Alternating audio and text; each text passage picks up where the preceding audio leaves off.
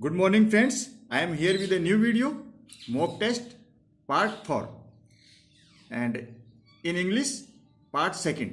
दोस्तों हिंदी में हम 2 वीडियो पहले बना चुके मॉक टेस्ट के और इंग्लिश में 2, ऐसे कुल मिला के इस तरीके से ये चौथा वीडियो है। वीडियो शुरू करने से पहले मैं आपसे रिक्वेस्ट करना चाहूँगा कि आप अगर चैनल पे नए हैं तो मेरे चैनल को सब्सक्राइब कर लीजिए और वीडियो शुरू करने से पहले आप कॉपी और पेन भी लेके बैठ जाइए।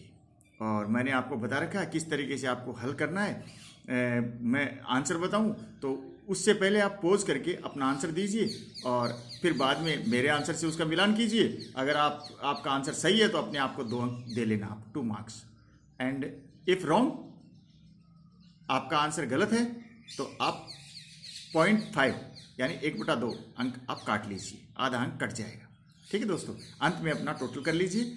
अगर आप अटेम्प्ट नहीं करते हैं किसी क्वेश्चन को तो न तो आपको अंक मिलेगा न आपको अंक खोते हैं। ओके दोस्तों, चलिए शुरू करते हैं। 25 प्रश्न पहले कर चुके थे, आज और आगे करते हैं। 76 सेलेक्ट द, ये इसको सही कर लीजिए, TES लिखा है। Select the following agencies which are closely associated in its organisation of skill development. निम्न में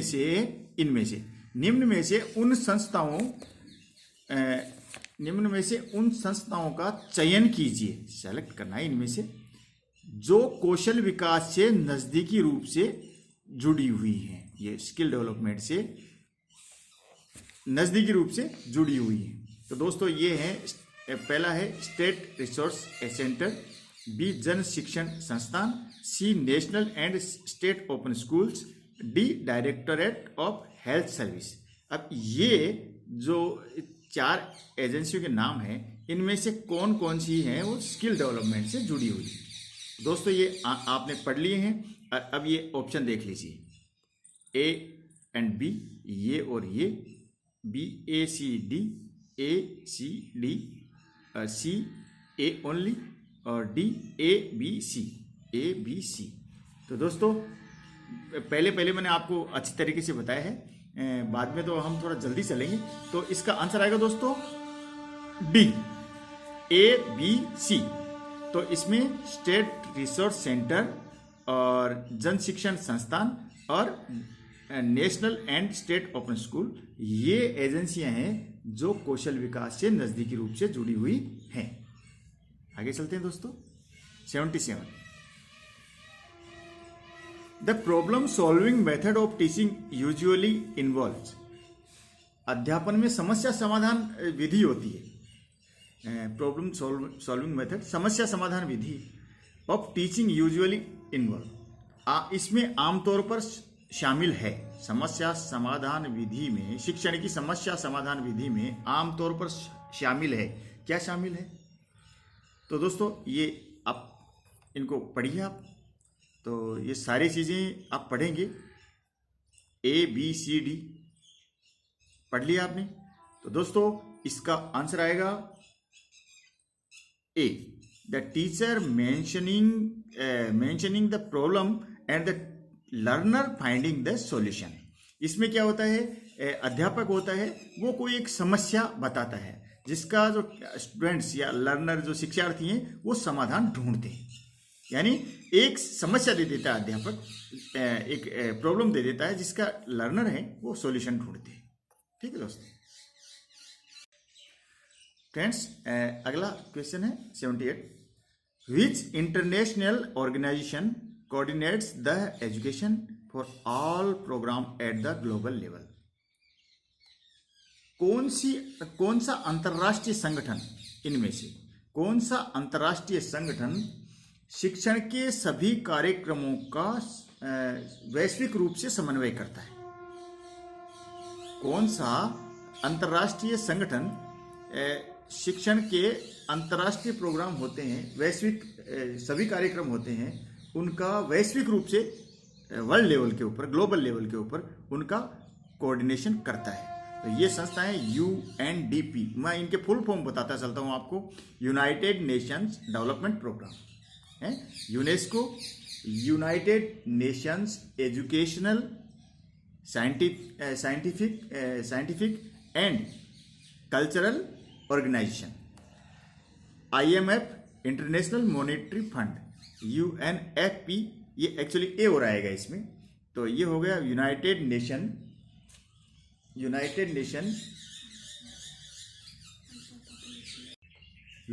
Nations Fund for Population Activities. दोस्तों ये देखो, ये एब्रीवेशंस हैं, इनकी भी जानकारी आपको रखनी है, लेकिन ये लगभग है, ये हमारे से संबंधित नहीं है शिक्षा से। ये जो है यूनेस्को, ये हमसे संबंधित है, तो इसका आंसर भी यही आएगा, United Nations Educational, Scientific and Cultural Organisation, संयुक्त राष्ट्र का शैक्षिक, वैज्ञानिक और सांस्कृतिक संगठन। ठीक है दोस्तों। Question number 79, which of the following stages are found in a learning cycle in it? अधिगम चक्र में निम्न में से कौन सा चरण देखा जा सकता है?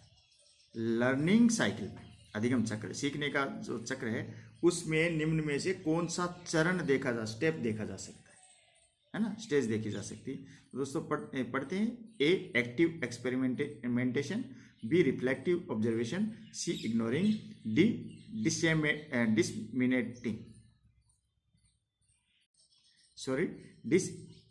डिसएमिनेटिंग।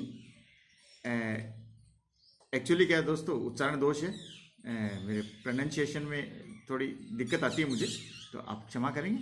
तो दोस्तों इसको पढ़ लिया आपने, तो इसका आंसर आप देख लीजिए कौन सा आएगा इनमें से। तो इसमें आंसर आएगा आपका A and B. A active experimentation और बी रिफ्लेक्टिव ऑब्जर्वेशन। हिंदी करें तो ये आएगा सक्रिय प्रयोग, और बी है चिंतनशील अवलोकन। अवलोकन तो है, ऑब्जर्वेशन तो कैसा, चिंतनशील। 80 पे चलते हैं। असर्शन, कथन है, the lecture method is an effective way to introduce new information और concepts to a group of learners. Reason, the learners always appreciate ए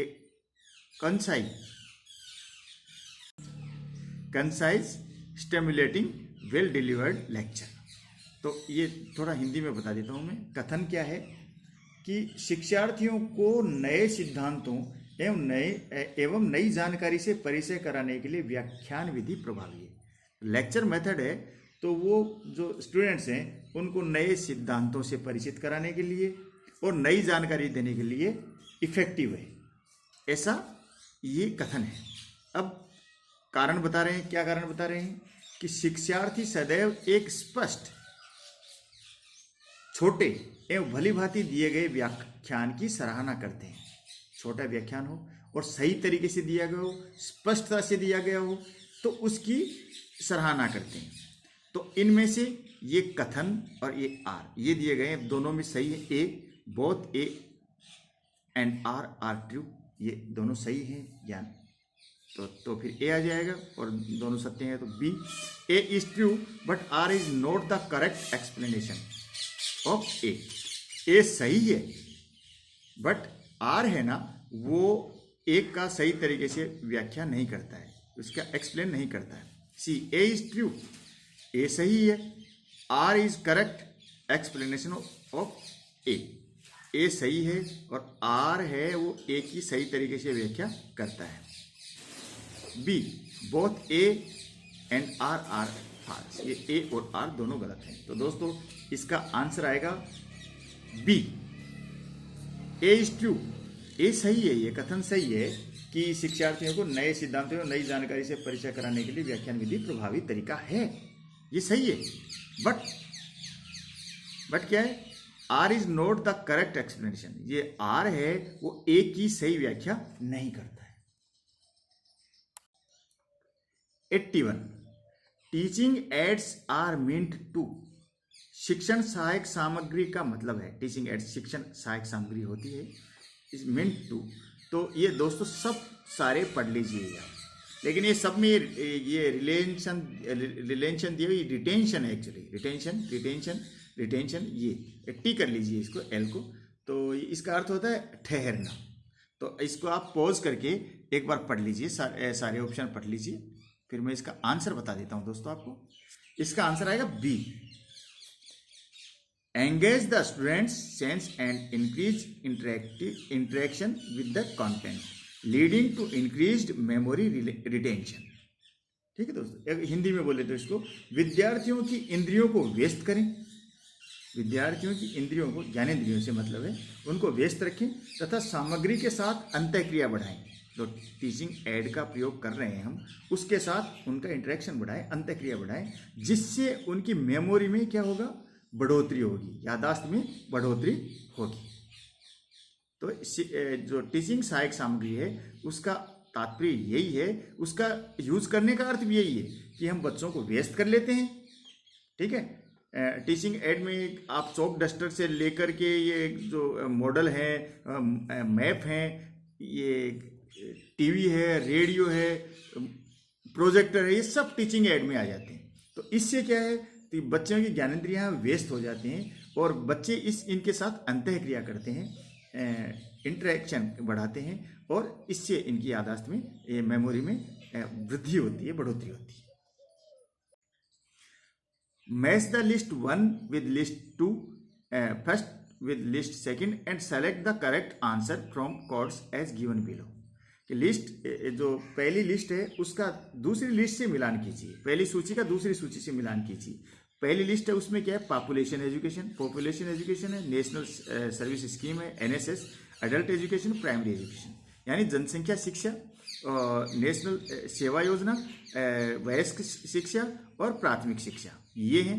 आगे जो सूची 2 दी गई है इसमें है यूनिवर्सिटी टॉक्स, एड्स, UTA, दूसरा है पॉपुलेशन एजुकेशन रिसोर्स सेंटर, तीसरा है सर्व शिक्षा अभियान, चौथा है नेशनल लिटरेसी मिशन। तो इनसे मिलान करना है। तो दोस्तों आप इनको देख लीजिए किसके आगे कौन सा आएगा, तो फिर वो ये आपका आंसर बन जाएगा। तो मुझे लगता है आप बना लेंगे। पॉपुलेशन एजुकेशन है, जन शिक्षा है, जनसंख्या शिक्षा है, वो ये आएगा पॉपुलेशन एजुकेशन रिसर्च। तो यहाँ आएगा 2, देखो कोशिश करके देख लेते हैं, यहाँ आएगा 2, ठीक है। और फिर है नेशनल सर्विस स्कीम है, NSS है, तो उसमें आएगा आपका यूनिवर्सिटी टॉक्स एड्स, ये आएगा 1। फिर आएगा आपका एडल्ट एजुकेशन है, तो एडल्ट एजुकेशन में आएगा नेशनल लिटरेसी मिशन, तो ये आ गया आपका चौथा। और ये आ गया प्राइमरी एजुकेशन, प्राइमरी एजुकेशन में आ जाएगा सर्व शिक्षा अभियान। तो ये आ गया 2 1 4 3। तो 2 1 4 3 देखिए कहाँ है, ये आपके ये है 2 1 4 3। तो 2 1 4 3 मिलेगा आपको डी में, 2 1 4 3। तो दोस्तों आपका आंसर हो गया ये 83। The main difference between a child learner and an adult learner is that the adult learner, वयस्क शिक्षार्थी यानी प्रौढ़ शिक्षार्थी मान लीजिए आप, अडल्ट लर्नर सीखने वाला है, एडल्ट लर्नर और जो चाइल्ड लर्नर जो कोई बाल शिक्षार्थी है, उनके बीच में मुख्य अंतर है कि जो अडल्ट लर्नर है, जो वयस्क शिक्षार्थी है, वो ये ऑप्शन पढ़ लीजिए, learns by imitation, relies on experience, teachers and the text book, relies on technology, relies on the text book. तो बच्चा एक तो बाल शिक्षार्थी और एक वयस्क शिक्षार्थी, दोनों में मुख्य अंतर है कि वयस्क शिक्षार्थी है, एडल्ट लर्नर है, वो क्या करेगा, बी आंसर आएगा, relies on experience, teacher and the text book. वह निर्भर करेगा किस पे, अपने अनुभव पर, अध्यापक पर और पाठ्य पुस्तकों पर। जो एडल्ट लर्नर है और बच्चे में यही मुख्य अंतर है कि वह अपने अनुभव पर निर्भर करेगा, भरोसा करेगा, अपने टीचर पर भरोसा करेगा और अपने टेक्स्ट बुक है उन पर भरोसा करेगा, उन पर निर्भर करेगा। अगला प्रश्न है 84। The principal function of continuing education will be to provide, सतत शिक्षा का मुख्य प्रयोजन क्या उपलब्ध कराना है। कंटिन्यूइंग एजुकेशन सतत शिक्षा, निरंतर शिक्षा, सतत शिक्षा का मुख्य प्रयोजन, मुख्य उद्देश्य है वो क्या उपलब्ध कराना है। Learning activities, tailoring training, cultural activities, sports activities. तो दोस्तों ये आप में से ये चारों पढ़ लिया आपने। अब ये कोड देखिए, कोड में से आपको आंसर ढूंढना है। आप कोड देख चुके हैं। तो दोस्तों इसमें आंसर आएगा सी, ACD। टेलरिंग नहीं आएगा। The principal function of continuing education will be to provide. सतत शिक्षा का मुख्य प्रयोजन क्या है? लर्निंग एक्टिविटीज, कल्चरल एक्टिविटीज और स्पोर्ट्स एक्टिविटीज। टेलरिंग इसकी श्रेणी में नहीं आती। ठीक है, सीखने की क्रियाएं आएंगी, लर्निंग एक्टिविटीज आएंगी, जो सांस्कृतिक क्रियाएं आएंगी और खेल क्रियाएं इसके अंतर्गत आएंगी। तो ये कपड़े सीने की ये क्रियाएं इसके अंतर्गत, प्रशिक्षण है वो इसके अंतर्गत नहीं आएगा। 85 the right to education was first recognised as a human right by. शिक्षा के अधिकार को मानवाधिकार की मान्यता सबसे पहले किसने दी? राइट टू एजुकेशन, शिक्षा का अधिकार, उसको सबसे पहले पहचान किसने दी, या इसको मानवाधिकार के रूप में, ह्यूमन राइट के रूप में सबसे पहले किसने इसको मान्यता दी? तो दोस्तों ये है United Nation Universal Declaration of Human Rights, Indian Constitution, SAARC summit और मिलेनियम डेवलपमेंट गोल्स। तो दोस्तों इसका आंसर आएगा ए, UN का मानवाधिकारों का डिक्लेरेशन, उनका मानवाधिकारों पर उनका घोषणा पत्र। संयुक्त राष्ट्र संघ का मानवाधिकारों पर घोषणा पत्र। ठीक है, आगे चलते हैं दोस्तों। 86 which of the following are the continuants of education, use the codes given below. Which of the following are the constituents of education? Use the codes given below. Teacher and learner, अध्यापक और सीखने वाला, furniture, methods and contents, शिक्षण विधि तथा सामग्री, goals and objective, लक्ष्य तथा उद्देश्य। इनमें से कौन कौन से ये शिक्षण के घटक हैं? ठीक है, तो इन तत्वों के बारे में आपको पता लगाना है। ये आपके ऑप्शन है। तो दोस्तों इसमें आंसर आएगा ACD। ये फर्नीचर नहीं आएगा, तो ACD कहाँ मिलेगा आपको? ACD मिलेगा D में। ठीक है, टीचर एंड लर्नर, अध्यापक व शिक्षार्थी, C मेथड एंड कंटेंट और D गोल्स एंड ऑब्जेक्टिव। 87 में चलते हैं friends. Education is a process of bringing about desirable changes in human being. शिक्षा किसी व्यक्ति की देश में इच्छित बदलाव लाने की प्रक्रिया है। किसमें? इनमें किसमें से? शिक्षा किसी व्यक्ति की देश में, इनमें से ये चीजें आएंगी, बदलाव लाने की, इच्छित बदलाव लाने की प्रक्रिया है। अब कौन सी चीजें? स्किल्स में, नॉलेज में, एटीट्यूड में, गैम्बलिंग में। तो दोस्तों जो इसका आंसर आएगा, आप पढ़ेंगे तो इसका आंसर बनेगा D। शिक्षा किन किन चीजों में बदलाव ला सकती है? कौशल में, स्किल्स में बदलाव ला सकती है। नॉलेज, ज्ञान में बदलाव ला सकती है, हमारे ज्ञान को बढ़ा सकती है, स्किल को बढ़ा सकती है। एटीट्यूड, हमारे रवैये को सुधार सकती है, हमारी अभिवृत्ति को सुधार सकती है। गैम्बलिंग, ये तो गैम्बलिंग तो मेरे विचार से जुए की बात हो गई, यहाँ इससे इसका कोई संबंध नहीं बैठता है। तो ABC आंसर आएगा, ABC। ठीक है, तो ये वाक्य अब इस तरीके से बनेगा कि शिक्षा किसी भी व्यक्ति के कौशल, ज्ञान और रवैये में इच्छित बदलाव लाने की प्रक्रिया है। ठीक है, आगे चलते हैं दोस्तों। 88 which of the following are the most important means of empowering women. निम्न में से कौन से महिला सशक्तिकरण के लिए महत्वपूर्ण साधन है? ये महिला सशक्तिकरण के बाद ये साधन दिए गए, इनमें बताइए। Use the code given below. Literacy and education, health and nutrition, free travel facilities, D freedom of worship. तो इनमें से कौन से तत्व हैं जो महिला के एम्पावरमेंट के लिए इंपॉर्टेंट है?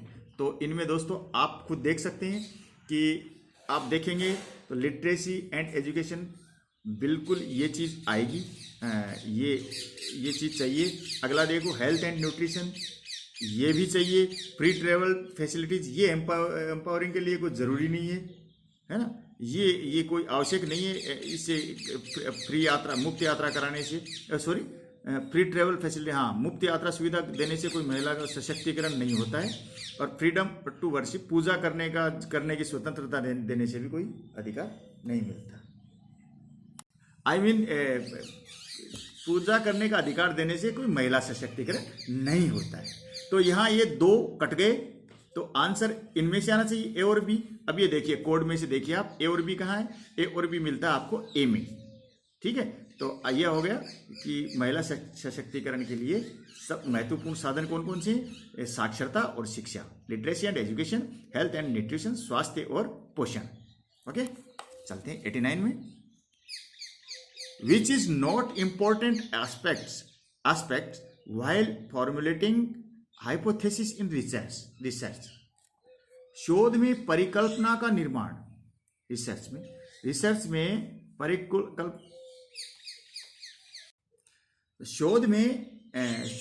शोध में परिकल्पना या अवधारणा का निर्माण करने में कौन सा अहम पहलू नहीं है? विच इज नॉट इम्पोर्टेंट, महत्वपूर्ण नहीं है। कौन सा, दोबारा बोलता हूं, शोध में परिकल्पना या अवधारणा का निर्माण करने में इनमें से कौन सा महत्वपूर्ण पहलू नहीं है या तथ्य नहीं है, कौन सा? तो ये देखना, नोट है, नॉट इम्पोर्टेंट नहीं ढूंढना है।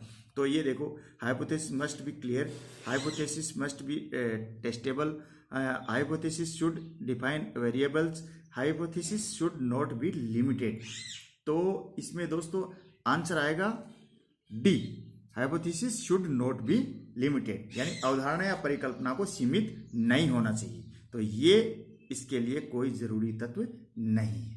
शोध का निर्माण करने में, अवधारणा निर्माण करने में ये इम्पोर्टेंट तत्व नहीं है।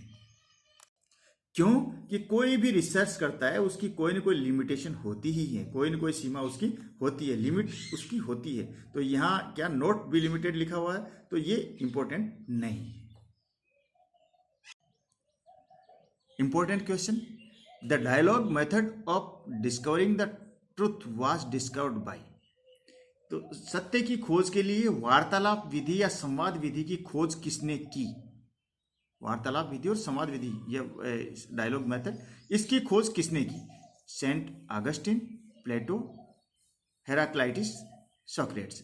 तो फ्रेंड्स ये सारे हैं, ये बड़े बड़े फिलोसफर हैं, दर्शन शास्त्री। तो ये इनको हम सुकरात बोलते हैं, प्लेटो है, अगस्टे है।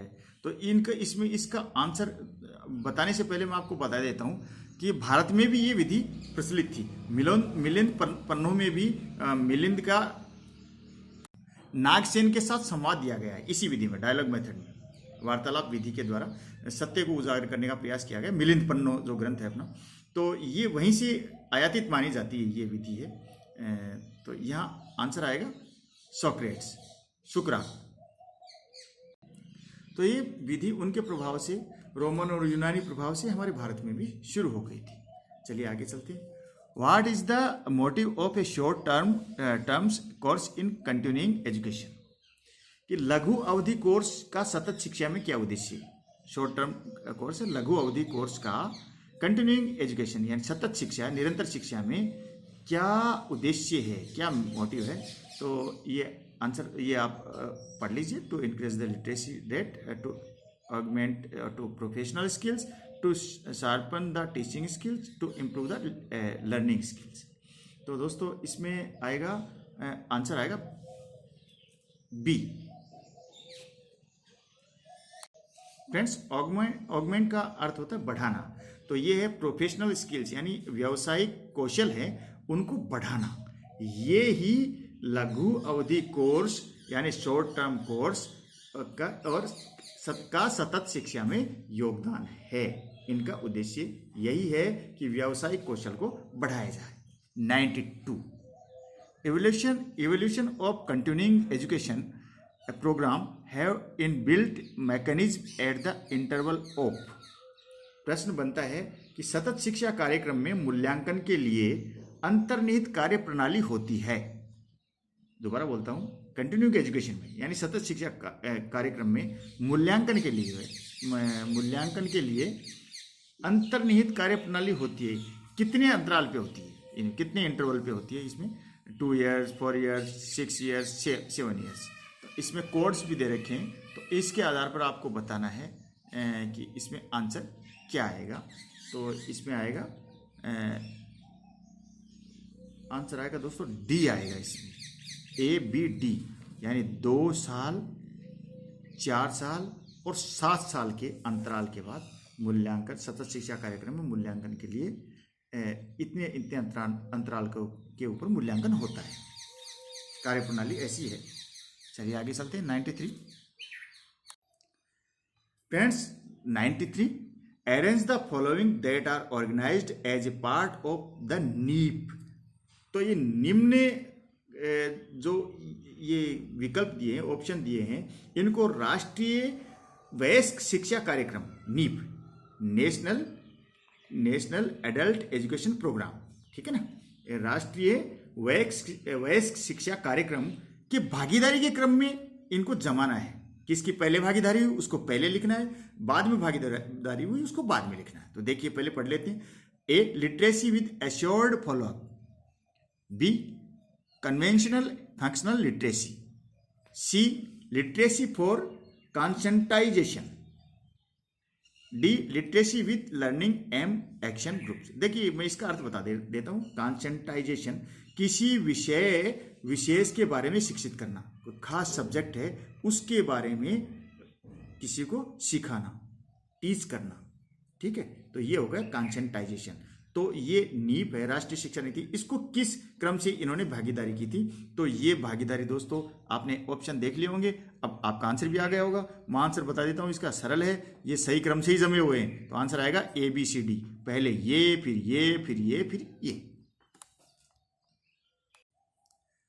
94 arrange the following programmes that were introduced in India from earliest to latest years by using codes.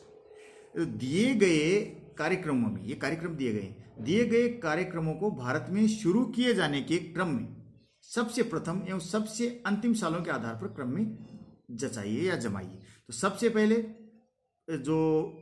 पहले आया उसको पहले लगाना है और सबसे बाद में आया उसको बाद में लगाना है। तो कैसे कैसे शुरू हुआ है उस हिसाब से इनको लगाना है, अर्लीस्ट टू लेटेस्ट। तो भारत में सबसे पहले प्रोग्राम कैसे कैसे शुरू हुए थे उनको पहले इनमें से मैं पढ़ के बता देता हूँ। National Literacy Mission, Post Literacy Programme, Total Literacy Campaign, National Adult Education Programme. तो सबसे पहले आपको बता देता हूँ, इसमें आंसर आएगा, पहले आंसर देख लेते हैं। डी आएगा, सॉरी डी नहीं आएगा, इसमें आंसर आएगा सी, DCBA।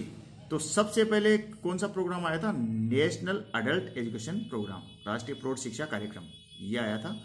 उसके बाद आपका कार्यक्रम आया C, टोटल लिटरेसी कैंपेन, सर्व शिक्षा अभियान।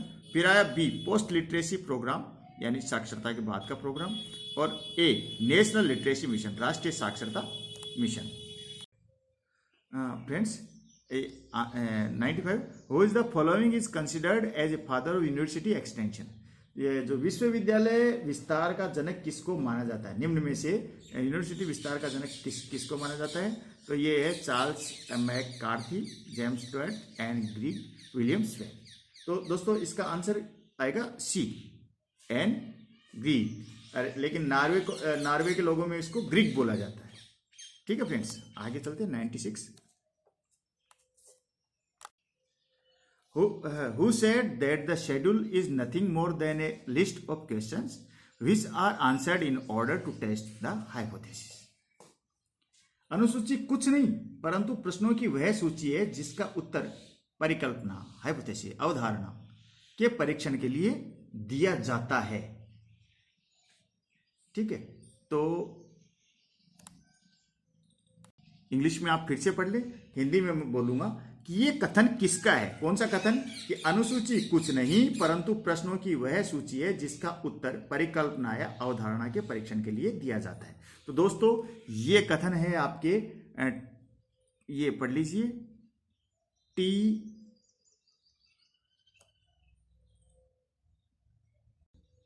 आंसर आएगा B, Thomas Carson McCormick, TC McCormick. ठीक है दोस्तों, अब चलते हैं question number 97। Continuing education is focused on, सतत शिक्षा किस पर केंद्रित है? Political education, traditional education, income generation education, moral education. तो दोस्तों ये इसमें दोस्तों इसका आंसर आएगा, ये भी नहीं आएगा, political, traditional, income generation, moral, ये आएगा C, income generation education. Continuing education is focused on, तो सतत शिक्षा किस पर केंद्रित है? आय निर्माण की शिक्षा के ऊपर।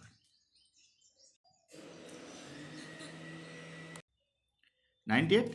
Which of the following is not an example of social group units of sampling? निम्न में से, इनमें से कौन सा सामाजिक समूह की इकाई के नमूने का उदाहरण नहीं है? ग्रुप यूनिट्स इन सैंपलिंग नहीं है, नॉट एन एग्जाम्पल। ठीक है ना, नहीं है छांटना है कि कौन सा सामाजिक समूह की इकाई के नमूने का उदाहरण नहीं है। A family, A school, A club, D flat. तो इसमें आंसर आएगा दोस्तों डी, फ्लैट। नमूने बनाने के लिए समूह इकाई स्वरूप नहीं गिने जाते हैं, तो इसमें डी आंसर आएगा। आगे चलते हैं friends. 99. A research design is, शोध रचना है। तो मैं एक एक पढ़ता जाऊंगा, इंग्लिश भी, इसकी हिंदी भी करता जाऊंगा कि the process of making decisions before the situation in which the decisions are to be carried out arises. तो इसका अर्थ हुआ निर्णय लेने की स्थिति उत्पन्न होने से पूर्व ही निर्णय कर लेने की प्रक्रिया। दूसरा है B arrangement of conditions with economy in research procedure. अर्थ हुआ अनुसंधान प्रक्रिया में, रिसर्च प्रोसीजर, अनुसंधान प्रक्रिया में अर्थव्यवस्था के साथ परिस्थितियों का क्रम। तीसरा है C, the entire process of planning and carrying out of research study. योजना निर्माण की संपूर्ण प्रक्रिया तथा अनुसंधान अध्ययन करना। तो ये शोध रचना क्या है? तो दोस्तों इसका आंसर आएगा ऑल ऑफ दीज, डी। ये सारी शोध रचना के अंतर्गत आती है। अंतिम क्वेश्चन है 100वें नंबर का। Which of the following is a major challenge before any democracy of the world. तो निम्न में से ये कौन सा एक है जो विश्व के किसी भी लोकतंत्र के लिए चुनौती है? पहला है रीजनलिज्म, दूसरा फंडामेंटलिज्म, कास्टिज्म और यूटोविनिज्म। तो दोस्तों ये है क्षेत्रवाद, ये है कट्टरवाद, ये है जातिवाद, और ये कहें तो एक सर थॉमस थे इंग्लैंड में 1516 में, उन्होंने किताब लिखी थी यूटोपिया। एक उसका आदर्श समाज बनाने की कल्पना थी उनकी। तो वहाँ एक द्वीप का, ऐसे द्वीप का वर्णन किया गया था जहाँ आदर्श राज कायम है, राजनीतिक कानून और सब वहाँ बड़ी पूर्णता का आनंद ले रहे हैं, ऐसा एक फिक्शन था। तो उसको जब कोई आदर्शवाद अपनाता है और उसकी कल्पना करता है तो उसको यूटोपिनिज्म कहा जाता है। तो ये एक तरह से कल्पनाशीलता इसको कहा जाएगा। तो लेकिन जो डेमोक्रेसी के लिए, एक लोकतंत्र के लिए विश्व में कोई ये जो चुनौती है इस समय, तो सबसे खतरनाक चुनौती है वो फंडामेंटलिज्म, जो कट्टरवाद है। वो आप देख रहे हैं आजकल कई लोकतंत्रों के लिए कट्टरवादी हैं जो आजकल खतरा बने हुए हैं, आप देख रहे हैं। तो दोस्तों ये था आज का वीडियो। आशा है आपको पसंद आया होगा। पसंद आया हो तो लाइक ज़रूर करें और उपयोगी लगे तो दोस्तों के साथ शेयर भी करें। अभी भी मेरे चैनल पर नहीं है तो आप मेरे चैनल को सब्सक्राइब कर लें। और अभी भी 10 अगस्त तक डेट है RIECEE फॉर्म भरने की। कई दोस्त मेरे को कह रहे हैं कि सर 2 अगस्त को एग्ज़ाम होगा कि नहीं होगा। मैं आपको फिर से कह रहा हूँ कि 2 अगस्त को एग्ज़ाम नहीं है। क्यों कि आप उसकी वेबसाइट पे CEE.NCERT.gov.in ये ऑफिशियल वेबसाइट है, इस पर जाएंगे तो आपको सही जानकारी मिलेगी। सही जानकारी ये है कि कोरोना महामारी के कारण ये जो एग्ज़ाम है वो पोस्टपोन कर दिया गया है टिल फर्दर इंफॉर्मेशन, अगली सूचना तक। और 10 अगस्त तक तो फॉर्म भी भरने, आप आवेदन कर सकते हैं। अप्लाई कर सकते हैं। तो इसका मतलब 10 अगस्त तक तो एग्जाम ही नहीं है। और आप ऑफिशियल वेबसाइट पे चेक कीजिए, कई कह रहे हैं कि सर कई वेबसाइट बता रही है, तो वो वेबसाइट, अपनी वेबसाइट्स को कई लोगों ने अपडेट नहीं किया है। तो आप ऑफिशियल वेबसाइट ही देखें, आप डेली देख लें, एक दिन छोड़ के एक दिन देख लें। ठीक है, मेरा निवेदन है बार बार ऐसे क्वेश्चन नहीं करें। और कमेंट करके बताएं आपको वीडियो कैसा लगा, और मेरे साथ बने रहें, मैं डेली एक वीडियो अपलोड कर रहा हूँ। अब ये जो टीचिंग एप्टीट्यूड हो जाएगा तो रीजनिंग का भी शुरू कर देंगे, इंग्लिश का भी अब थोड़े दिनों में पूरा हो जाएगा। वीडियो देखने के लिए धन्यवाद। नमस्कार, जय हिंद।